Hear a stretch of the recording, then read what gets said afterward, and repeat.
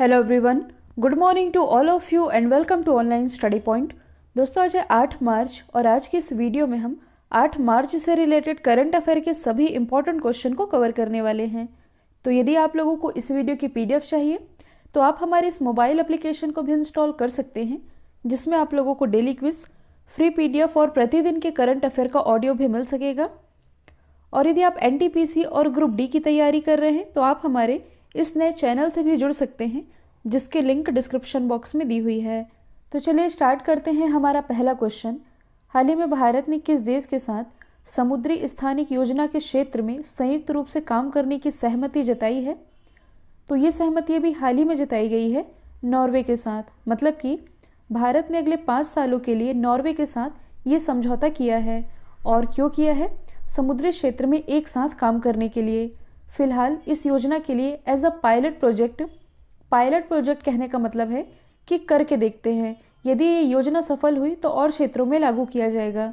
तो as a pilot project अभी केवल लक्षद्वीप और पुदुचेरी को चुना गया है, जिसके अंतर्गत इन समुद्री क्षेत्रों में उद्योग, मछली पालन और पर्यटन को बढ़ावा देने के लिए संयुक्त रूप से कार्य किया जाएगा। और इसी के लिए समझौता किया गया है भारत और नॉर्वे के बीच। तो अब आप यूरोप मैप में देख सकते हैं नॉर्वे की लोकेशन। इसकी कैपिटल है ओस्लो, करेंसी है नॉर्वेजियन क्रोन। अब इस लोकेशन के आसपास से हम कुछ एक्स्ट्रा फैक्ट डिस्कस कर लेते हैं, जैसे कि ये तो है नॉर्वे, ये है स्वीडन, ये है फिनलैंड, और यहाँ नीचे ये जो आप छोटा सा देख रहे हैं ये है डेनमार्क। इसे अब हम थोड़ा जूम करके देख लेते हैं। नॉर्वे, स्वीडन, फिनलैंड और ये है डेनमार्क। कई बार एग्जाम में पूछा जाता है कि कौन सी कंट्री स्कैंडिनेवियाई कंट्री कहलाती है, या कुछ ऐसे लिखकर दे दिया जाता है कि 4 ऑप्शन लिखे होते हैं और पूछा जाता है कि निम्नलिखित में से कौन सी स्कैंडिनेवियाई कंट्री का हिस्सा नहीं है। मतलब कि कौन सा देश है जो कि स्कैंडिनेवियाई कंट्री नहीं कहलाता। तो देखिए केवल 3 देश हैं, नॉर्वे, स्वीडन और ये जो आप देख रहे हैं डेनमार्क। इसे ही कहा जाता है स्कैंडिनेवियाई कंट्री। और यदि आप कुछ एक्स्ट्रा जानना चाहें तो ये जो आप देख रहे हैं ये है गल्फ ऑफ बोथनिया, और फिनलैंड के नीचे कुछ यहाँ स्थित है gulf of Finland. Gulf of Bothnia, gulf of Finland. अच्छा, इसे गल्फ ही क्यों कहा जाता है या गल्फ किसे कहते हैं? तो गल्फ कहने का मतलब है कि ऐसा क्षेत्र जो कि 3 तरफ से थल से घिरा हो, मतलब कि ज़मीन से घिरा हो, वही कहलाता है गल्फ। तो गल्फ ऑफ बोथनिया और गल्फ ऑफ फिनलैंड। और गल्फ ऑफ फिनलैंड के नीचे 3 कंट्री हैं, एस्टोनिया, लातविया और लिथुनिया, लातविया, एस्टोनिया। ये 3 कंट्री मिलके कहलाती है बाल्टिक कंट्री। इन्हें बाल्टिक कंट्री इसलिए कहा जाता है क्योंकि ये बाल्टिक सी के किनारे बसी हुई है। तो 3 कंट्री का कॉम्बिनेशन ये कहलाता है बाल्टिक कंट्री, और 3 कंट्री का कॉम्बिनेशन ये कहलाता है स्कैंडिनेवियाई कंट्री। ये जो आप देख रहे हैं ये है डेनमार्क। डेनमार्क के जस्ट सामने आप देख सकते हैं ये है नॉर्थ सी, यानी कि उत्तरी सागर। यदि आप करंट से रिलेट करेंगे तो हाल ही में डेनमार्क के द्वारा इसी नॉर्थ सी में दुनिया का पहला एनर्जी आइलैंड यानी कि ऊर्जा द्वीप बनाने की घोषणा भी की गई है। अगला क्वेश्चन है, हाल ही में वैज्ञानिकों ने किस स्थान पर पहले अंतरिक्ष तूफान का पता लगाया है? तो इस पहले अंतरिक्ष तूफान का पता ये लगाया गया है उत्तरी ध्रुव में, मतलब कि नॉर्थ पोल में। तो देखिए जो तूफान है ये आमतौर पर पृथ्वी के निचले वातावरण में घटित होते हैं। यह वायुमंडल में पहले कभी नहीं देखा गया था। इस पहले अंतरिक्ष तूफान का पता ये लगाया गया है नॉर्थ पोल, मतलब कि उत्तरी ध्रुव के ऊपर 110 किलोमीटर से 860 किलोमीटर के बीच इसका पता लगाया गया है। और इस अंतरिक्ष तूफान का नाम रखा गया है स्पेस हरिकेन। और ये जो तूफान रहा ये लगभग 8 घंटे तक चला। आप लोगों के दिमाग में एक सवाल आना चाहिए, ये स्पेस हरिकेन ये क्या है? तो आप लोगों ने प्लाज्मा के बारे में तो सुना ही होगा। मैं यहाँ लिख देती हूँ, पदार्थ की कौन कौन सी अवस्थाएं होती हैं। एक तो है ठोस, दूसरी है द्रव, तीसरी है गैस, और पदार्थ की जो चौथी अवस्था होती है इसे ही कहा जाता है प्लाज्मा अवस्था। आप सभी को पता ही है। अच्छा, यदि आप लोगों को याद होगा तो कल मैंने आप लोगों को CNG के बारे में बताया था, यानी कि LNG के बारे में, यानी कि लिक्विफाइड नेचुरल गैस के बारे में। तब मैंने आप लोगों को कंप्रेस के बारे में बताया था, मतलब कि ये भी बताया था कि कंप्रेस करने से कोई भी पदार्थ ये कम जगह घेरती है। जैसे कि एलपीजी की यदि हम बात करें तो सिलेंडर में जो ब्यूटेन और प्रोपेन है इसे कंप्रेस करके ही लिक्विड फॉर्म में भरा जाता है, और जब ये बाहर निकलती है तो गैस के रूप में, क्योंकि ऑटोमेटिक इसका जो प्रेशर है ये लो हो जाता है। तो चलिए इसे मैं आप लोगों को एकदम आसान भाषा में समझा देती हूँ पानी का एग्जाम्पल लेकर के। तो मान लीजिए जो पानी है ये ठोस अवस्था में कैसी होगी, ठोस अवस्था में ये है बर्फ़ के रूप में। जब इसे गर्म किया जाता है तो गर्म करने पर ये द्रव अवस्था में बदल जाती है, मतलब कि ये पानी में बदल जाती है। इसके बाद जब पानी को भी गर्म किया जाता है तब ये किस में बदल जाती है, भाप में। तो ये हो गई पानी की 3 अवस्थाएं, मतलब कि ठोस में ये बर्फ़ के रूप में थी, द्रव में पानी के रूप में, और गैस में ये भाप में बदल जाती है। अब ये जो भाप है, जब भाप को भी गर्म किया जाता है, मतलब कि एटम में चारों तरफ जो इलेक्ट्रॉन होते हैं, मान लीजिए ये है नाभिक, नाभिक के चारों तरफ ये है इलेक्ट्रॉन। तो जब इस भाप को भी गर्म किया जाता है तब गर्म करने पर ये सेपरेट हो जाते हैं, मतलब कि ये प्लस और माइनस में हो जाते हैं, अलग अलग हो जाते हैं, मतलब सेपरेट हो जाते हैं। इसे ही प्लाज्मा अवस्था कहा जाता है, जो कि पदार्थ की चौथी अवस्था है। तो यहाँ से मैं आप लोगों को यही समझाना चाह रही हूँ कि इस प्लाज्मा का घूमता हुआ जो द्रव्यमान है ये पानी की बजाय आयन मंडल में, आयन मंडल कहने का मतलब है कि 80 किलोमीटर के बाद का क्षेत्र जहाँ आयनीकरण की मात्रा, परतों की मोटाई, ऊंचाई और उसमें जो इलेक्ट्रॉन मौजूद होते हैं उनकी संख्या बढ़ते घटते रहती है। तो इसी आयन मंडल में इलेक्ट्रॉन की ये बारिश करता है और इसे ही नाम दिया गया है स्पेस हरिकेन। अगला क्वेश्चन है, हाल ही में किस देश ने 10 लाख का नोट जारी किया है? तो हाल ही में जो वेनेजुएला है इसके द्वारा 10 लाख का नोट जारी किया गया है। वेनेजुएला जो कि एक लैटिन अमेरिकी देश है, जो कि काफ़ी समय से आर्थिक चुनौतियों का सामना भी कर रहा है, तो इसने 10 लाख बोलीवर का नोट जारी किया है। बोलीवर जो कि यहाँ की करेंसी है, इसी के साथ ये ऐसा पहला देश बन गया है जिसने इतनी बड़ी करेंसी नोट जारी की है। और मौजूदा समय में यदि देखा जाए तो 10 लाख बोलीवर की कीमत कितनी है? आधा अमेरिकी डॉलर, मतलब करीब 30 रुपये है इसकी कीमत। और भारतीय रुपये की कीमत यदि देखी जाए तो एक भारतीय रुपये की कीमत है 25,584.66 बोलीवर। अच्छा, एक शब्द है आप लोगों ने सुना भी होगा, मुद्रा अवमूल्यन। आप लोगों ने अक्सर सुना होगा कि डॉलर के मुकाबले भारतीय रुपया इतना बढ़ गया या डॉलर के मुकाबले भारतीय रुपया इतना घट गया, मतलब कि रुपए का भाव गिरा या मजबूत हुआ। ये सब चीज़ें आप लोग सुनते होंगे। तो ये सब है क्या? यदि मैं आप लोगों को साधारण भाषा में समझाऊं, मतलब कि ऐसी क्या वजह है जिससे कि रुपए का मूल्य प्रभावित होता है और कैसे आप देश के हित में रुपए को मजबूत बनाने में अपना योगदान दे सकते हैं, तो इसकी सिंपल थ्योरी है। तो देखिए, भारत के पास जितना कम डॉलर होगा, डॉलर का मूल्य उतना ही बढ़ेगा। भारत या कोई भी देश अपनी ज़रूरत की जो वस्तुएं हैं या तो खुद बना के पूरी करते हैं या दूसरे देशों से उसका आयात करते हैं, और विदेशों से कुछ भी आयात करने के लिए डॉलर में उसे चुकाना पड़ता है। फॉर एग्ज़ाम्पल, मान लीजिए किसी देश ने आपको तेल आयात किया, मतलब कि किसी देश से आप तेल का आयात करना चाहते हैं, हमारे देश में उस चीज़ की कमी हो गई है तो हम उसका आयात करना चाहते हैं, तो इसका जो भुगतान है ये रुपए में नहीं कर सकते। उसके लिए आपको अंतर्राष्ट्रीय स्तर पर मान्य किसी भी मुद्रा का प्रयोग करना होगा। इसका मतलब ये हुआ कि भारत को भुगतान करने के लिए या तो डॉलर या तो यूरो ये काम में लाना होगा। अब सवाल ये उठता है कि हम अंतर्राष्ट्रीय खरीदी के लिए डॉलर कहाँ से लाएं? हमारे देश में डॉलर या विदेशी मुद्रा विभिन्न माध्यम से आती है। किस किस तरह से आती है आप लोगों को मालूम ही है। पहला तो है निर्यात। निर्यात कहने का मतलब है कि मान लीजिए हमने दूसरी कंट्री को कुछ सामान भेजा है, तो वो हमको पेमेंट किस रूप में करेंगे? वो भी डॉलर के रूप में करेंगे। इससे हमको विदेशी मुद्रा प्राप्त होगी। फिर दूसरा है विदेशी निवेश। विदेशों में जो कंपनियां हैं जब अपना कारोबार लगाती हैं या दूसरे देशों के निवेशक हमारे देश में निवेश करते हैं, तो इससे भी हमें विदेशी मुद्रा की प्राप्ति होती है।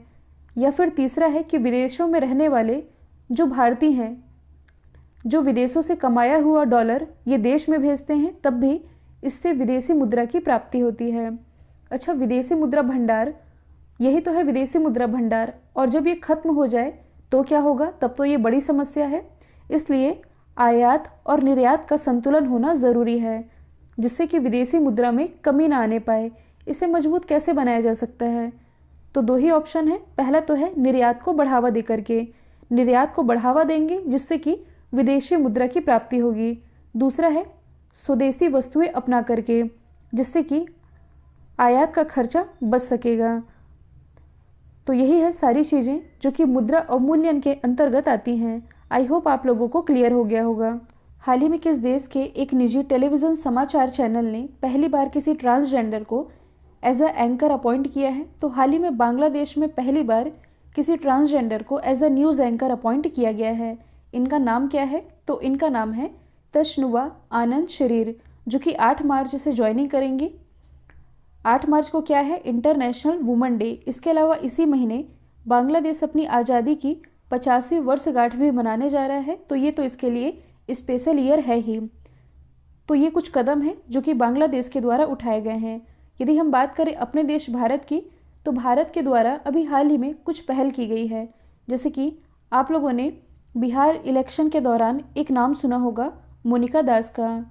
तो चुनाव में पीठासीन अधिकारी के रूप में नियुक्त होने वाली ये पहली ट्रांसजेंडर महिला है, मोनिका दास। इसके अलावा हाल ही में हमारे जो केंद्रीय मंत्री हैं थावर चंद गहलोत, इन्होंने ट्रांसजेंडरों के लिए एक पोर्टल भी लॉन्च किया था, ताकि इस पोर्टल के माध्यम से भारत में जो ट्रांसजेंडर है ये अपनी शिकायतें दर्ज करवा सकें। उत्तर प्रदेश में भारत की पहली ट्रांसजेंडर यूनिवर्सिटी भी स्थापित की जाएगी। हाल ही में जो असम गवर्नमेंट है, असम गवर्नमेंट के द्वारा लोक सेवा आयोग की परीक्षाओं में ट्रांसजेंडर का ऑप्शन शामिल किया गया है, और ऐसा करने वाला ये पहला राज्य बन गया है। यहाँ हम बात कर रहे हैं बांग्लादेश की। तो आप मैप में देख सकते हैं, ये है बांग्लादेश की लोकेशन। इसकी कैपिटल है ढाका, करेंसी है टका, प्राइम मिनिस्टर है शेख हसीना। भारत और बांग्लादेश के बीच एक एक्सरसाइज होती है जिसका नाम है संप्रति। ये जो आप देख रहे हैं ये है कॉक्स बाजार, और कुछ यहाँ पास स्थित है, मतलब कि कुछ नीचे में स्थित है भाषण चारद्वीप। तो रोहिंग्या शरणार्थियों को इसी कॉक्स बाजार से कहाँ शिफ्ट किया जा रहा है?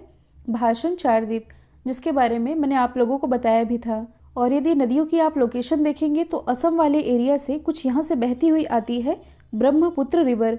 जब ये बांग्लादेश में एंटर करती है तब इसे जमुना के नाम से जाना जाता है। फिर कुछ यहाँ से आती है गंगा रिवर। जब गंगा रिवर ये बांग्लादेश में एंटर करती है तब इसे पद्मा के नाम से जाना जाता है।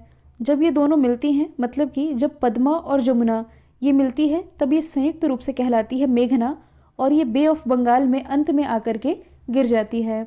और यदि आप करंट से रिलेट करेंगे तो कुछ दिन पहले मैंने आप लोगों को बताया था कि ढाका और भारत में जो न्यू जलपाईगुड़ी है, इसके बीच एक नई पैसेंजर एक्सप्रेस शुरू की जानी है, ढाका से न्यू जलपाईगुड़ी के बीच। अगला क्वेश्चन है, हाल ही में किसने अपना शिक्षा बोर्ड बनाने की मंजूरी दी है?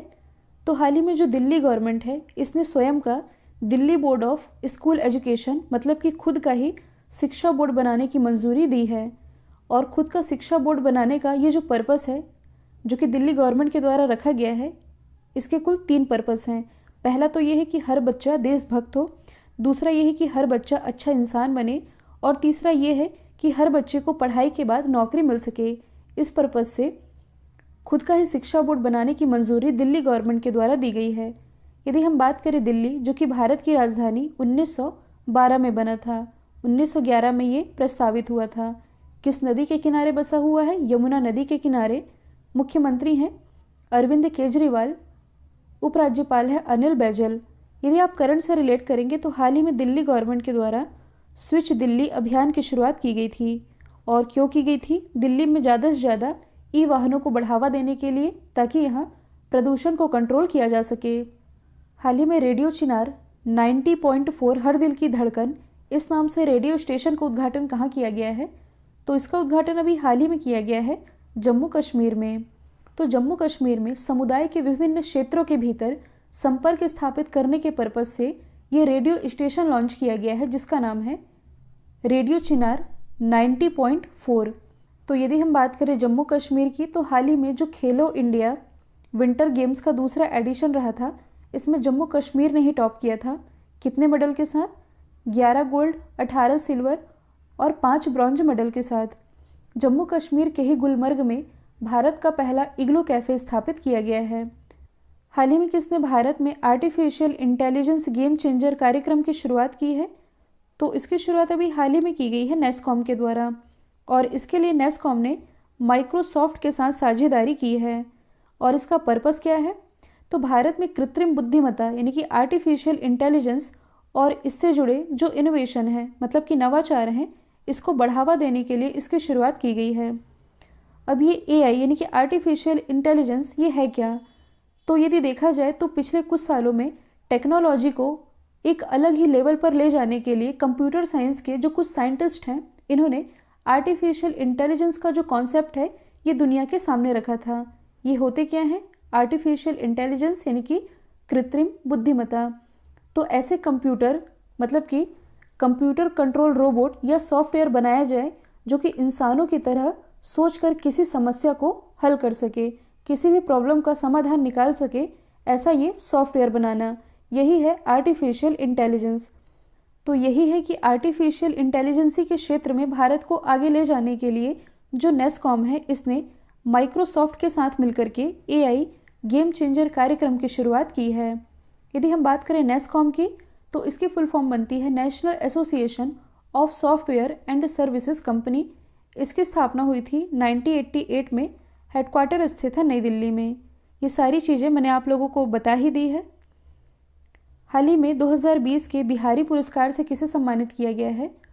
तो ये भी हाल ही में सम्मानित किए गए हैं मोहन कृष्ण वोहरा, जिनकी इमेज आप देख सकते हैं। 2016 में इनकी एक किताब लॉन्च की गई थी जिसका नाम है तस्लीमा, संघर्ष और साहित्य।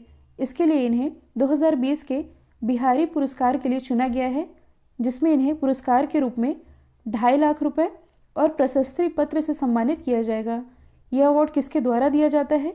के बिरला फाउंडेशन के द्वारा, जो कि दिया जाएगा मोहन कृष्ण वोहरा को। यदि हम बात करें अकिथम नंबूतरी की, जिनका भी हाल ही में निधन हुआ, 2019 का ज्ञानपीठ अवार्ड ये इन्होंने ही जीता था, जो कि मलयालम कवि है। 2019 का सरस्वती सम्मान ये जीता वासुदेव मोहे ने। 2019 का व्यास सम्मान ये अपने नाम किया नासिरा शर्मा ने।